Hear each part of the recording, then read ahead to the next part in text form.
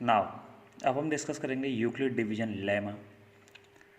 यहाँ से class 10th की जो रियल नंबर है वो स्टार्ट होता है और बहुत ध्यान से आपको एक डिफरेंस समझना है यूक्लिड डिवीजन लेमा और यूक्लिड डिवीजन एल्गोरिथम। देखिए दोनों चीज़ों में अंतर है और एक माइन्यूट सा अंतर है और वो यूक्लिड अपनी थ्योरम में भी ये प्रूव कर चुके हैं और वो मैं समझा देता हूँ। यूक्लिड डिवीजन लेमा मतलब लेमा का जो मीनिंग होता है वो होता है lemma is a proven state used for proving the another statement. जितने भी आप इस चैप्टर के अंदर स्टेटमेंट प्रूव करने के जितने भी क्वेश्चंस होंगे उन सभी को आप करेंगे यूक्लिड डिवीजन लेमा से। मतलब लेमा एक प्रूवन स्टेटमेंट है जो यूक्लिड अपने थ्योरम में ऑलरेडी प्रूव कर चुके हैं, जो दूसरे स्टेटमेंट्स को प्रूव करने के लिए यूज होता है, जिसको हम बोलते हैं यूक्लिड डिवीजन लेमा। अब यूक्लिड के अकॉर्डिंग यूक्लिड डिवीजन लेमा है क्या वो सुन लीजिए। ये यूक्लिड डिवीजन लेमा का स्टेटमेंट है जो आपको समझना है।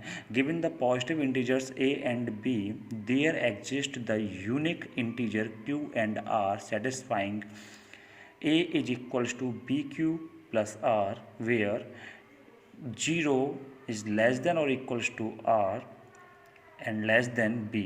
मीन्स जो रिमाइंडर होता है वो आपका b से छोटा होगा और 0 के इक्वल और 0 से बड़ा होता है। यहाँ पे a और b दो इंटीजर होते हैं जिसमें a को हम बड़ा इंटीजर माना गया है b से, और यहाँ पे ये जो a is equals to B Q plus r जो दे रखा है ये आपका यूक्लिड डिवीजन लेमा का स्टेटमेंट है। यही चीज़ आपको समझनी है और यूक्लिड डिवीजन एल्गोरिथम में भी यही चीज़ होती है। बस फ़र्क सिर्फ ये है कि यूक्लिड डिवीजन एल्गोरिथम जो होता है, यूक्लिड डिवीजन एल्गोरिथम यूज होता है HCF कैलकुलेट करने के लिए और यूक्लिड डिवीजन लेमा यूज होता है क्वेश्चंस को प्रूव करने के लिए। इसके बारे में आगे बात करेंगे। अब आप ये कहेंगे सर ये एक्चुअली में है क्या, तो वो मैं आपको समझा देता हूँ। ये एक्चुअली में कुछ भी नहीं है। क्लास 5th 6th में आप पढ़ के आ चुके हैं एक रूल जिसको आप बोलते थे चेक करने के लिए। जब आप डिवाइड देते थे और डिवाइड देने के बाद जब आप अपना आंसर चेक कर देते थे तो उसका रूल क्या होता था कि dividend is equals to divisor multiply by quotient plus remainder. जैसे मान लीजिए b से आपने डिवाइड दिया a में और आपके पास कोई रिजल्ट आंसर निकल के आया q और रिमाइंडर आया r, तो b यहाँ पे डिवाइजर हो गया, a आपके पास डिविडेंट हो जाएगा, q क्वोशिएंट है और r आपके पास क्या है, रिमाइंडर। तो यहाँ पर जब आप अपने इसको डिविडेंट को जब चेक कर देते तो आप क्या लिखते थे, dividend is equals to divisor multiply by quotient plus remainder. अगर हम इसकी बात करें यहाँ पे तो सेम ये भी ऐसे ही है।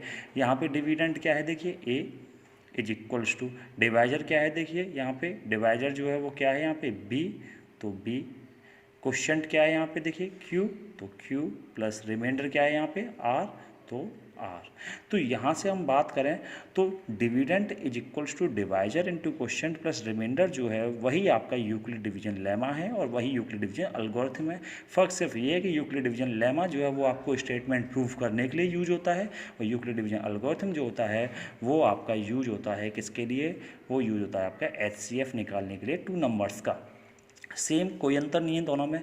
यूक्लिड डिवीजन एल्गोरिथम का भी स्टेटमेंट सेम होता है, बस फ़र्क वही जो मैंने अभी आपको बताया HCF निकालने के लिए यूज। जैसे एक क्वेश्चन ले लेते हैं हम यहाँ पे, find the HCF of 135 and 225 using EDA means Euclid division algorithm. यहाँ पे आपको मानना पड़ेगा कि जो बड़ा इंटीजर होता है उस बड़े इंटीजर को हम क्या मानते हैं, जैसे हमने माना ना यहाँ पे कि a बड़ा इंटीजर और b क्या है, छोटा इंटीजर है। तो यहाँ पे 135 और 225 में बड़ा इंटीजर कौन है, 225 है, तो 225 को आप लेट करेंगे a and b equals to हो जाएगा 135। अब यूक्लिड डिवीजन एल्गोरिथम को हम यूज करते हैं तो उसका स्टेटमेंट होता है a is equals to B Q plus are where r is greater than equals to 0 और less than b। Step first लेते हैं यहाँ पे 225 को आप क्या लिख सकते हैं, इक्वल्स टू 135 इंटू 1 प्लस 90। देखिए ये आया कहाँ से वो चीज़ समझ लीजिए आप यहाँ पे, ये कैसे आया, जब आप